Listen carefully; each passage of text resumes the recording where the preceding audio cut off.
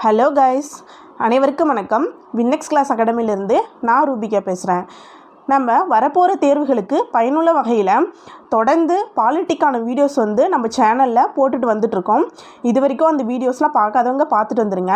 இன்றைக்கி என்ன டாபிக் பார்க்க போகிறோம் அப்படின்னா, குடியுரிமை அப்படின்ற டாபிக் பார்க்க போகிறோம். இந்த குடியுரிமை அப்படின்ற டாப்பிக்குள்ளே போகிறதுக்கு முன்னாடி இது வரைக்கும் என்ன பார்த்துருக்கோம் அப்படின்றத ஒரு கிளான்ஸ் சொல்கிறேன், அது நீங்கள் நோட் பண்ணிக்கோங்க. ஆல்ரெடி நம்ம வீடியோஸ் என்னென்ன வீடியோஸ் போட்டிருக்கோன்னா, அரசியலமைப்பு உருவாக்கும் முறைகள், எப்படிலாம் அரசியலமைப்பு உருவானுச்சு, அதுக்கு என்னென்ன முறைகள்லாம் போட்டாங்க, என்னென்ன குழுக்கள்லாம் அமைச்சாங்க, அது ஒரு முழுமையான அரசியலமைப்பை எப்படி உருவானுச்சு அப்படின்னு சொல்லி பார்த்துருந்தோம்.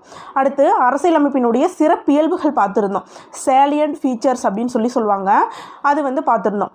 நெக்ஸ்ட்டு அரசியலமைப்பு மூலங்கள் பார்த்துருந்தோம். இப்போ ஒரு சில அரசியலமைப்பினுடைய பகுதிகள் வேறு நாட்டை அதனுடைய அரசியலமைப்பை அடிப்படையாக வச்சு அதை மூலமாக வச்சு நம்மளுடைய அரசியலமைப்பில் அதை வச்சு நம்ம அரசியலமைப்பில் இது பண்ணியிருப்பாங்க, அது பார்த்துருந்தோம். அதுக்கப்புறம் அட்டவணைகள் பகுதிகள் ஷார்ட்கட்டோடு பார்த்துருந்தோம்.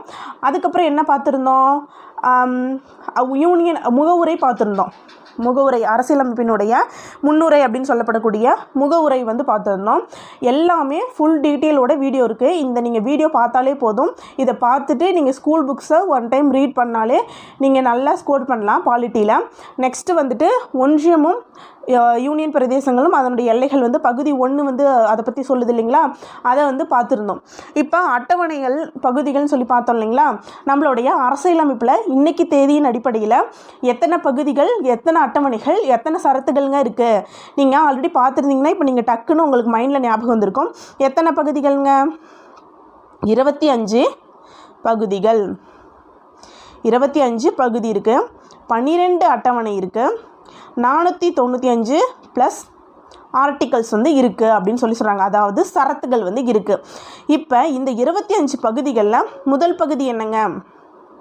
ஒன்றியமும் அதன் ஆட்சி எல்லையும் அப்படின்னு சொல்லி பார்த்தோம். அந்த வீடியோக்கு அதுக்கான வீடியோ 2 பார்ட்டாக நம்ம போட்டிருக்கோம். அந்த வீடியோலாம் பார்க்காதவங்க பார்த்துட்டு அதுக்கப்புறம் இந்த வீடியோ பாருங்கள். இப்போ பகுதி 2 எதை பற்றி சொல்லுதுன்னா, குடியுரிமை பற்றி சொல்லும். இப்போ தான் நம்ம வீடியோக்குள்ளே போகிறோம். என்னங்க சொல்லுது? பகுதி 2 குடியுரிமை பற்றி சொல்லுது. குடியுரிமை பற்றி சொல்லுது. சரத்து எத்தனை முதல் எத்தனை வரை? 5 to 11 வரை குடியுரிமைக்கான சரத்துகள் பற்றி சொல்கிறாங்க. இப்போ இந்த குடியுரிமைக்குள்ளே டீட்டெயிலாக வீடியோக்குள்ளே போகிறதுக்கு முன்னாடி ஒரு பேசிக் இன்ட்ரொடக்ஷன் சொல்கிறேன், சரியாக நோட் பண்ணிக்கோங்க. ஃபஸ்ட்டு இப்போ குடியுரிமை அப்படின்னா என்ன அப்படின்னு நீங்கள் ஆதார் கார்டு தான் நமக்கான குடியுரிமையா அப்படின்னு சொல்லி உங்களுக்கு டவுட் வரும். அதுதான் நமக்கான குடியுரிமையா அப்படின்னா அது நமக்கான குடியுரிமை கிடையாது. அதுவும் நம்ம குடியுரிமை அப்படிங்கிறது என்னென்னா, இந்தியர் தான், இவங்க இந்தியர் தான். இப்போ நீங்கள் உங்கள் ஊர் இருக்கும், உங்கள் ஊரில் நீங்கள் ஒரு பிளேஸில் உங்கள் வீடு இருக்கும். அந்த மாதிரி அந்த வீட்டில் உங்களுக்குன்னு ஒரு ரேஷன் கார்டு இருக்குது இல்லையா, ரேஷன் கார்டு, அதுக்கப்புறம் இப்போ ஆதார் கார்டு, அதுக்கப்புறம் உங்களுக்குன்னு வாக்காளர் அடையாள அட்டை, இந்த மாதிரி எல்லாமே இருக்குது இல்லையா. இந்தியர்களாக இருக்கவங்களுக்கு அந்தந்த நாட்டில் அவங்கவுங்களுக்கு கொடுக்கப்படக்கூடியது. அந்த மாதிரி நம்ம நாட்டுக்கு இதெல்லாம் நம்ம கொடுக்குறாங்க. வாக்காளர் அடையாள அட்டை அப்படிங்கிறது நம்ம நாட்டில் நமக்கு கொடுத்துருக்காங்க. இந்த மாதிரி ஒரு சில அடையாளங்கள் நமக்கானது. இந்த பகுதியில் நம்ம பார்த்தோன்னா அதிலலாம் நமக்கான அட்ரஸ் இருக்கும். இவங்க இந்த நாட்டில் தான், இந்த மாநிலத்தில் தான், இந்த மாவட்டத்தில் தான், இந்த தாலுக்காவில், இந்த இடத்துல அவங்க வசிக்கிறாங்க, இந்த பேர் போட்டு அவங்க அப்பா பேர் போட்டு அந்த மாதிரி நமக்கு கொடுத்துருப்பாங்க. அது நம்ம இந்தியர் அப்படின்றதுக்கான ஒரு அடையாளம். நம்ம இந்தியர் அப்படின்றதுக்கான ஒரு அடையாளம்.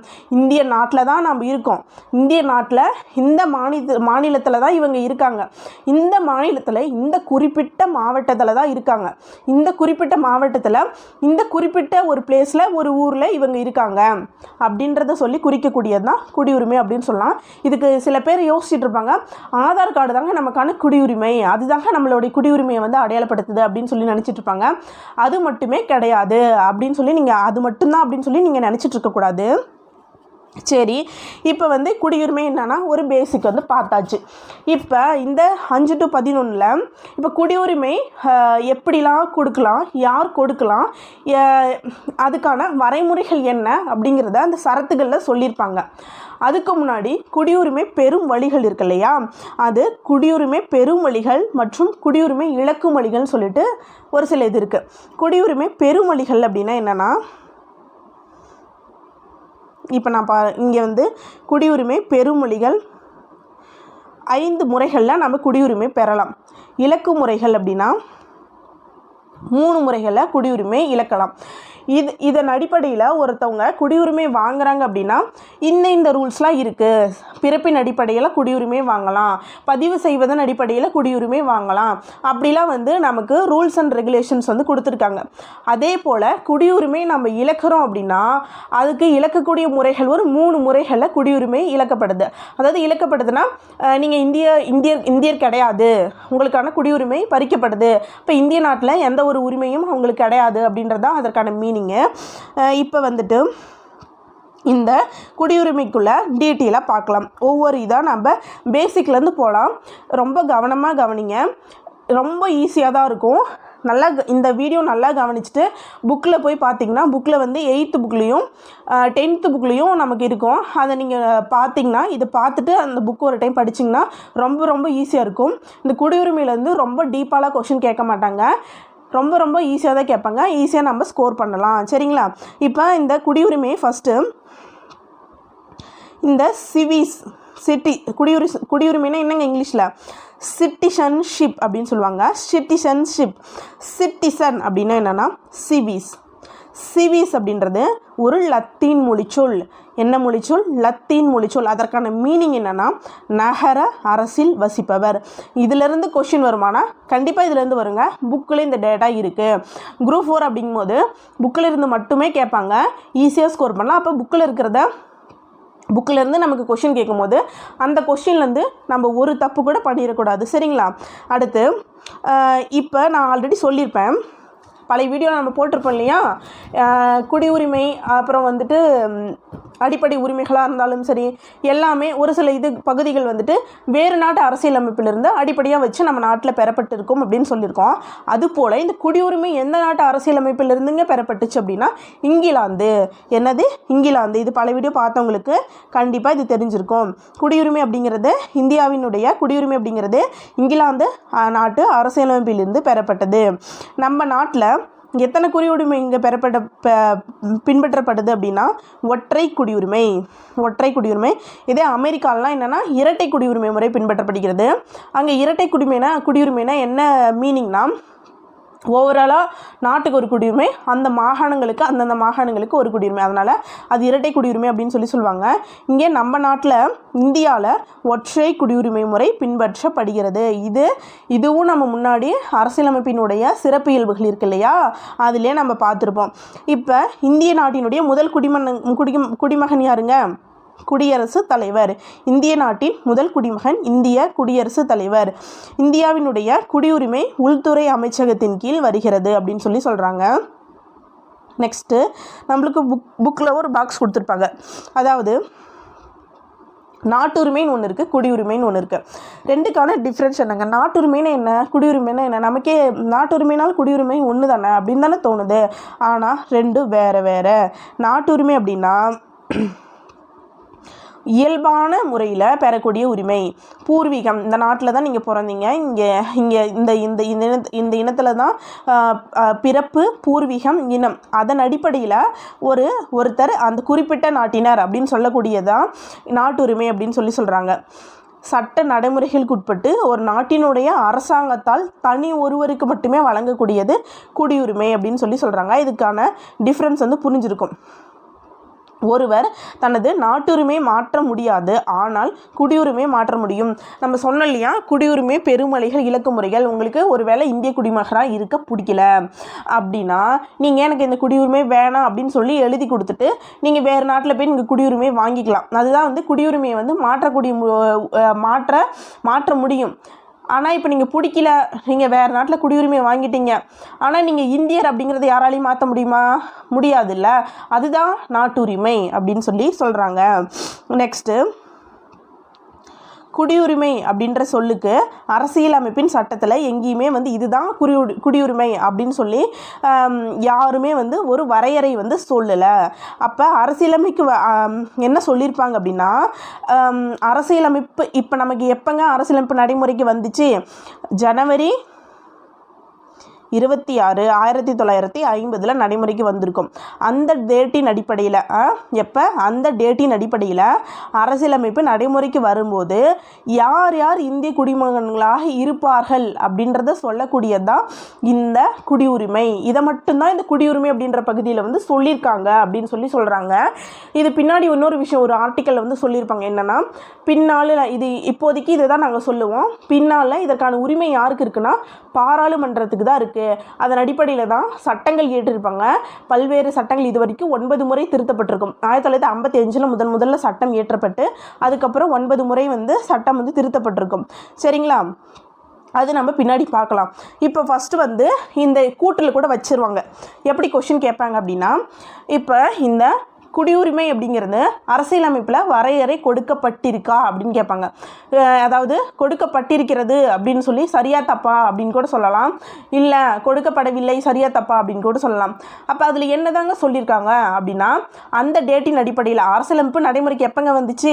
ஜனவரி 26, 1950. அந்த டேட்டின் அடிப்படையில் யார் யாருங்க இந்திய குடிமகன்களாக இருப்பாங்க அப்படின்றத சொல்லக்கூடியது தாங்க அந்த குடியுரிமை அப்படின்னு சொல்லியிருப்பாங்க. இப்போ ஏங்க இப்படி சொல்லணும் அப்படின்னு சொல்லி கேட்டிங்கன்னா, நம்ம 1947 தாங்க சுதந்திரம் வாங்கியிருப்போம். அது வரைக்கும் நம்ம ஆங்கிலேயர்கள் தான் ஆட்சி பண்ணிட்டு இருந்திருப்பாங்க. சரிங்களா? அது எல்லாருக்கும் தெரிஞ்சது தான். 1947 தான் நமக்கு சுதந்திரம் கிடைச்சிருக்கும் இல்லையா?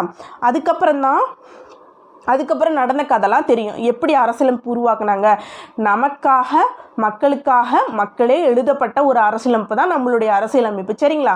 அப்போ அதுக்கப்புறம் என்னாச்சுன்னா, சுதந்திரம் தரும்போது என்ன நடந்திருக்கும் அப்படின்னா, பாகிஸ்தான் அப்படிங்கிறது வந்து இந்தியாவோட சேர்ந்து தான் இருந்திருக்கும்.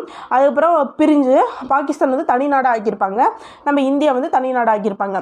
இப்போ அவங்கெல்லாம் அங்கே போயிட்டாங்க இல்லையா?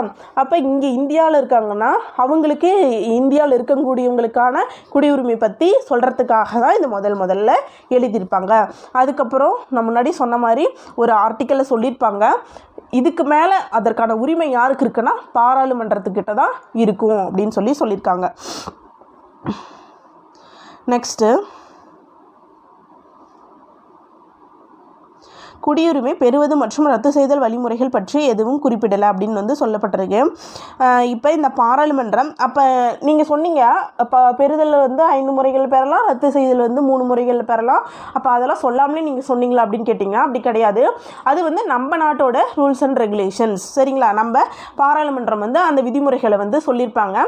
அதுலேயும் சில திருத்தங்கள், சில நாட்கள் வரைக்கும் இது இப்படி தான் ரூல்ஸ் அப்படின்னு சொல்லியிருப்பாங்க. அதுக்கப்புறம் திருத்தங்கள், அதுக்கு தான் இந்த திருத்தங்கள்லாம் இருக்குது இல்லையா? அப்போ இந்த திருத்தங்கள்லாம் பண்ணி அவங்க சில ரூல்ஸ் வந்து அப்பப்போ அந்தந்த டேஸ்க்கு ஏற்ற மாதிரி, அந்தந்த மக்கள் தொகைக்கு ஏற்ற மாதிரி, அந்தந்த சுச்சுவேஷனுக்கு ஏற்ற மாதிரி பாராளுமன்றம் வந்து எது வந்து நாட்டுக்கு வந்து சரியான முறையில் இருக்கும் அப்படின்றத செலக்ட் பண்ணி பண்ணுவாங்க. சரிங்களா? இப்போ முதல்ல குடியுரிமை சட்டத்தை வந்து பாராளுமன்றம் எப்போ இயற்றுனுச்சுன்னா 1955 குடியுரிமை சட்டத்தை இயற்றியது. இப்போ இதுலேருந்து உங்களுக்கு என்ன புரியுது? குடியுரிமை அப்படிங்கிறது அரசியலமைப்பை எழுதினவங்க என்னங்க சொன்னாங்க அப்படின்னா, 1950 ஜனவரி 26 அன்னைக்கு வரைக்கும் யார் யார் இந்திய குடிமகன்களாக இருக்க முடியும் அப்படின்றத சொல்லியிருப்பாங்க. இதுக்கு மேலே வரவங்க பாராளுமன்றம் முடிவெடுக்கலாம்னு சொல்கிறாங்க. அப்போ தான் நம்ம பாராளுமன்றம் அவங்க வந்து இந்த சட்டத்தை போட்டிருக்காங்க. அதுக்காக தான் முதல்ல 1955 குடியுரிமை சட்டத்தை இயற்றி இருக்காங்க. புரியுதுங்களா? குடியுரிமை சட்டம் எப்போ? 1955. இதில் தான் முன்னாடியே சொன்னேன், அரசியலமைப்பு எழுதினவங்க சொல்லலைங்க. இந்த குடியுரிமை சட்டம் 1955 தான் சொல்லுது. என்ன சொல்லுது? இந்திய குடியுரிமை பெறுதல், குடியுரிமை, இழத்தல் ஆகியவனவற்றை பற்றி விளக்குகிறது. அதுக்கப்புறம் 1955 கொண்டு வந்துட்டாங்க இல்லையா, அதுக்கப்புறம் 57, 60, 85, 86, 92, 2003, 2005, 2006, 2015, 2019 சொல்லிட்டு இது வரைக்கும் 1955 கொண்டு வரப்பட்ட இந்திய குடியுரிமை சட்டமானது 9 முறை, எத்தனை முறை? 9 முறை திருத்தப்பட்டுள்ளது. அப்போ அந்த 9 முறையும் ஒரு சில ரூல்ஸ் அண்ட் ரெகுலேஷன்ஸ் சொல்லியிருப்பாங்க.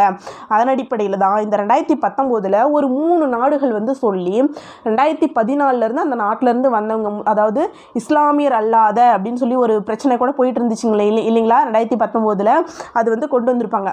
அந்த மாதிரி அதை போடுறதுக்கான உரிமை யாருக்கு இருக்குது?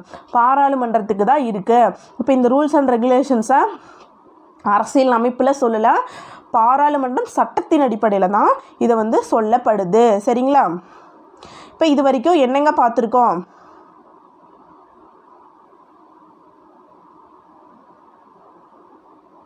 இது வரைக்கும் என்ன பார்த்துருக்கோம் அப்படின்னா, இந்திய குடியுரிமை எந்த மொழியிலிருந்துங்க பெறப்பட்டுச்சு? லத்தீன் மொழியிலிருந்து இந்திய குடியுரிமை வந்து பெறப்பட்டிருக்கோம் இல்லைங்களா? லத்தீன் மொழியிலிருந்து இந்திய குடியுரிமை பெறப்பட்டிருக்கோம். சிட்டிசன் அப்படின்ற சொல்லு, அதாவது தப்பாக சொல்லிட்டேன், இந்திய குடியுரிமைன்னு சொல்லிட்டேன், இங்கே பேஜ் திருப்பிட்டேன். அதாவது சிட்டிசன் அப்படின்ற வார்த்தை இருக்கு இல்லையா, சிட்டிசன் அப்படின்ற வார்த்தை வந்துட்டு சிவிஸ் அப்படின்ற சொல்லிருந்து அதனுடைய பொருள் என்னென்னா நகர அரசில் வசிப்பவர் அப்படின்னு சொல்லுவாங்க. நகர அரசில் வசிப்பவர், அது என்ன மொழிச்சொல்னா லத்தீன் மொழிச்சொல் அப்படின்னு வந்து சொல்லப்படுது. அதுக்கப்புறம் இந்த குடியுரிமை வந்து எந்த நாட்டின் அடிப்படையில் இருந்துங்க அரசியலமைப்பிலேருந்து பெறப்பட்டுச்சுன்னா இங்கிலாந்து நாட்டு அரசியலமைப்பிலேருந்து பெறப்பட்டுச்சு. இதெல்லாம் கொஷின், இதெல்லாம் நோட் பண்ணிக்கோங்க. நிறைய விஷயம் சொல்லியிருக்கலாம், ஆனால் இப்போ வந்து நான் கொஷின் மட்டும் சொல்கிறேன். நெக்ஸ்ட்டு நம்ம நாட்டில் என்ன குடியுரிமை பின்பற்றப்படுகிறது? ஒற்றை குடியுரிமை பின்பற்றப்படுகிறது. இந்திய நாட்டின் முதல் குடிமகன் யார்? இந்திய குடியரசுத் தலைவர். அடுத்து முக்கியமானது, இந்திய குடியுரிமை அப்படின்ற சொல்லுக்கான விளக்கம் வந்து அரசியலமைப்பில் எதுவுமே சொல்ல கிடையாது. ஆனால் என்ன சொல்லியிருக்காங்க, இந்திய அரசியலமைப்பு நடைமுறைக்கு வரும்போது யார் யார் இந்திய குடிமக்களாக இருக்கலாம் அப்படின்றத பற்றி சொல்லியிருப்பாங்க அப்படின்னு சொல்கிறாங்க. அடுத்து அதே போல் குடியுரிமை பெறுவது மற்றும் ரத்து செய்தல் பற்றியும் எதுவுமே சொல்லலை. ஆனால் பாராளுமன்றத்துக்கு தான் உரிமை இருக்குதுன்னு சொல்லி பின்னாடி ஒரு ஆர்டிக்கலை சொல்லுவாங்கன்னு சொன்னேன் இல்லையா, அந்த ஆர்டிக்கல் நான் அப்புறம் சொல்கிறேன், நீங்கள் தொடர்ந்து வீடியோ பார்த்துட்டே இருங்க. பாராளுமன்ற சட்டம் 1955 குடியுரிமைக்கான சட்டத்தை வந்து இயற்றிருக்கும். அதன் அடிப்படையில் தான் குடியுரிமை பெறுதல் மற்றும் குடியுரிமை இழத்தல் பற்றி சொல்லியிருக்காங்கன்னு சொல்கிறாங்க. இது வரைக்கும் குடியுரிமை சட்டம் எத்தனை முறை திருத்தப்பட்டிருக்கு? 9 முறை திருத்தப்பட்டிருக்கு. குடியுரிமை சட்டம் அப்படின்றது 1955. இந்த விஷயத்தை நீங்கள் எப்பயுமே மறக்கக்கூடாது. நெக்ஸ்ட் பார்க்கலாமா? இப்போ அந்த குடியுரிமை வகைகள் அப்படின்னு பார்த்தோன்னா, குடியுரிமை வந்து 2 வகைப்படும். என்னென்னா இயற்கை குடியுரிமை, இன்னொன்று வந்து இயல்பு குடியுரிமை. இயற்கை குடியுரிமை அப்படின்னா பிறப்பால் பெறக்கூடிய குடியுரிமை இயற்கை குடியுரிமை. இயல்பு குடியுரிமைனா விண்ணப்பித்து பெறக்கூடிய குடியுரிமை வந்து இயல்பு குடியுரிமை அப்படின்னு சொல்கிறாங்க. குடியுரிமை பெறுதல் வந்து எத்தனை முறைகள்ங்க சொல்லப்படுதுன்னா 5 முறைகள். குடியுரிமை பெறுதல் வந்து 5 முறைகள் சொல்கிறாங்க. அதாவது 5 to 11 சரத்து வந்து சொன்னேன் இல்லையா, 5 to 11 எதை பற்றிங்க சொல்லுது? குடியுரிமை பற்றி 5 to 11 இருக்கக்கூடிய சரத்துக்கள் வந்து குடியுரிமை பற்றி சொல்லியிருக்கோம். பகுதி 2 அப்படின்றது ஞாபகம் வச்சுக்கணும். இப்போ நம்ம என்ன பார்க்குறோன்னா, பாராளுமன்ற சட்டம் 1955 போட்டிருக்கு.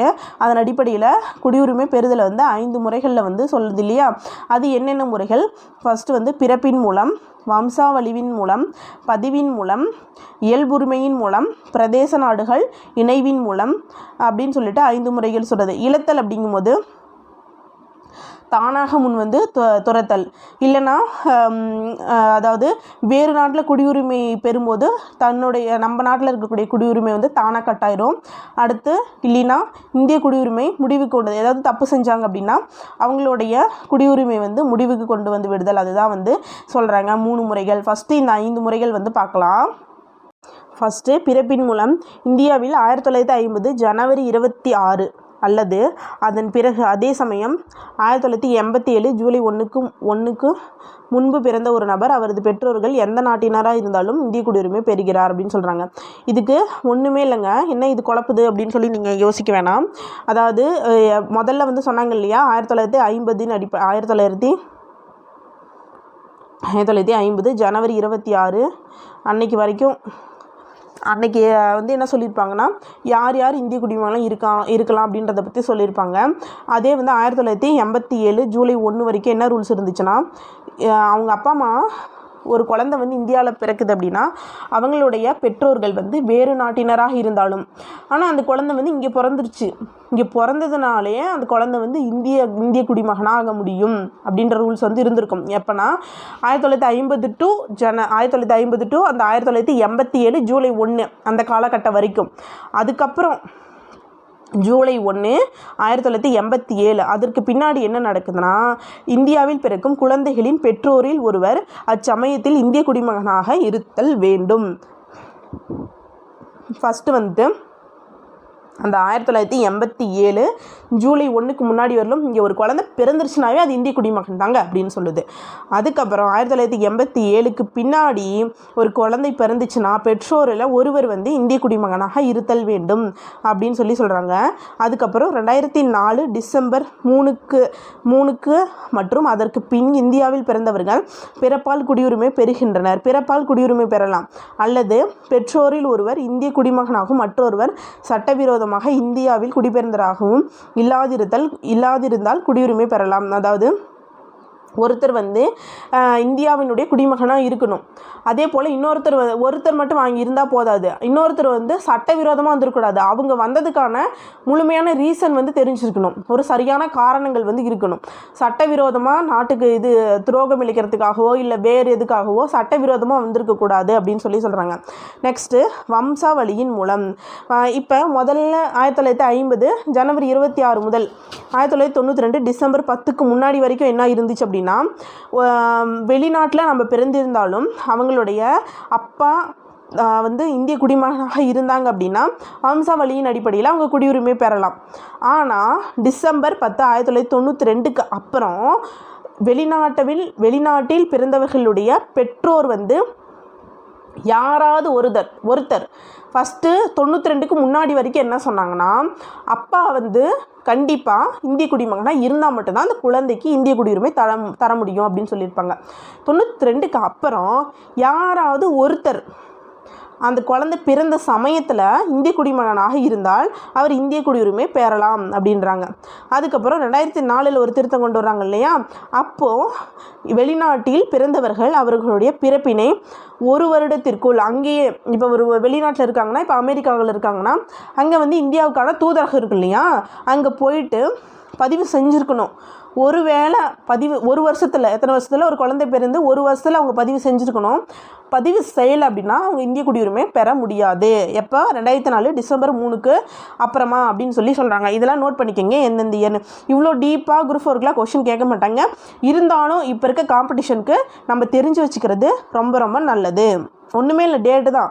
அப்பப்போ என்னென்ன பண்ணாங்க, ஃபஸ்ட்டு எப்படி இருந்துச்சு, அதுக்கப்புறம் கொஞ்சம் ரூல்ஸ் வந்து போட்டிருக்காங்க, அவ்வளோதான், வேறு ஒன்றுமே இல்லை. ரொம்ப ரொம்ப ஈஸியானது. சரிங்களா? நெக்ஸ்ட்டு பதிவின் மூலம். இப்போ ஒருத்தர் வந்து ஒருத்தர்னா இந்திய வம்சாவளியை சார்ந்த ஒரு நபர் எந்த நாட்டில் வசித்தாலும், அவங்க வந்து எந்த நாட்டில் வசித்தாலும் இல்லை பிரிக்கப்படாத இந்தியாவிற்கு வெளிப்பகுதியில் வசிப்பவராக இருந்தாலும் பதிவு செஞ்சு குடியுரிமை பெற்றுக்கலாம். இந்திய வம்சாவளியை சேர்ந்த ஒரு நபர் எந்த நாட்டில் வசித்தாலும் 7 ஆண்டுகள், எத்தனை ஆண்டுகள், 7 ஆண்டுகள் வந்து வசிச்சிருக்கணும். இந்த இந்தியாவில் வந்து 7 ஆண்டுகள் வந்து வசிச்சுட்டு அதுக்கப்புறம் பதிவு செஞ்சு நாம் குடியுரிமை பெற்றுக்கலாம் அப்படின்னு சொல்கிறாங்க. நெக்ஸ்ட்டு இயல்புரிமையின் மூலம்னா இங்கே வந்துட்டு ஒரு அரசு பணியில் இருந்தாங்க அப்படின்னா, அடுத்து வந்துட்டு இங்கேயே வந்து ஒரு 7 வருடம் வந்து தங்கியிருந்தாங்க அப்படின்னா, அதுக்கப்புறம் அரசியலமைப்பில் இருக்கக்கூடிய 22 மொழிகள், அட்டவணைப்படுத்தப்பட்ட மொழிகள் இருக்கு இல்லையா, அந்த மொழிகள் வந்து அந்த மொழிகளில் போதிய அறிவுரை பெற்றிருந்தாங்க அப்படின்னா, ஒரு நல்ல அரசியலில் வந்துட்டு ஒரு நல்ல அபிப்பிராயம் இருந்துச்சு அப்படின்னா அவங்களுக்கு இந்திய குடியுரிமை இயல்புரிமையின் மூலம் கிடைக்கும் அப்படின்னு சொல்கிறாங்க. நெக்ஸ்ட்டு பிரதேச நாடுகள் இணைவின் மூலம். இப்போ இந்தியாவில் வந்துட்டு பிற பகுதிகளை வந்து இணைக்கலாம் அப்படின்னு சொல்கிற வெளிப்பகுதி வந்து இணைச்சிக்கலாம் இல்லையா, அதன் அடிப்படையில் ஏதாவது ஒரு பகுதி வந்து நம்ம நாட்டில் இணையும் போது அந்த நாட்டு மக்களும், அதாவது அந்த பகுதியின் மக்களும், சரியா நாட்டு மக்கள் கிடையாது, அந்த பகுதி எந்த பகுதி வந்து நம்ம நாட்டுக்குள்ளே இணையுதோ அந்த பகுதியில் இருக்கக்கூடிய மக்களும் இந்திய குடியுரிமையை பெறலாம் அப்படின்னு சொல்கிறாங்க.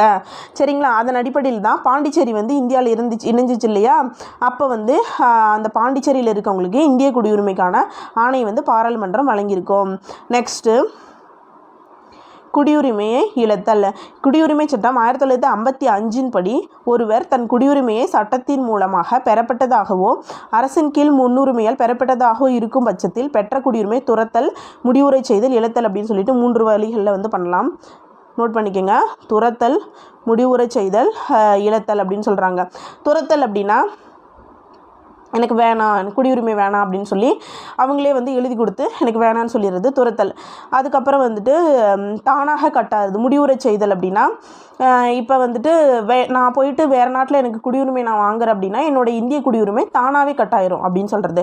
நெக்ஸ்ட்டு இழத்தல் அப்படின்னா ஏதாவது தப்பு செஞ்சாங்க அப்படின்னா, இந்திய நாட்டுக்கு துரோகம் இழைக்கக்கூடிய வகையில் ஏதாவது தப்பு செஞ்சாங்க அப்படின்னா அதனால் இந்திய குடியுரிமை கட்டாயிரும் அப்படின்னு சொல்கிறாங்க. இப்போ இந்த வீடியோவில் இப்போ கடைசி என்னங்க பார்த்தோம், இந்திய குடியுரிமை பெருமொழிகள் இலக்குமொழிகள் பார்த்தோம். பெருமொழிகள் வந்து என்னென்ன பிறப்பின் மூலம், வம்சாவளி வழியின் மூலம், பதிவின் மூலம், இயல்புரிமையின் மூலம், பிரதேச நாடுகள் இணைவின் மூலம். இழத்தல் முறைகள் என்னென்னங்க, துறத்தல், முடிவுரை செய்தல், இழத்தல். இதெல்லாம் உங்களுக்கு நல்லா புரிஞ்சிருக்கும்னு நினைக்கிறேன். அந்த டேட் மட்டும் ஒன்று நோட் பண்ணி வச்சுக்கோங்க. அந்தந்த டேட்டில் என்னென்ன நடந்துச்சு, என்னென்ன நெக்ஸ்ட் ரூல்ஸ் என்னென்ன போட்டாங்க அப்படின்னு சொல்லி நோட் பண்ணிக்கோங்க. இப்போ இந்த வீடியோ இதோடு முடிச்சுக்கலாம். நெக்ஸ்ட் வீடியோவில் இதனுடைய தொடர்ச்சி பார்க்கலாம். தேங்க்யூ.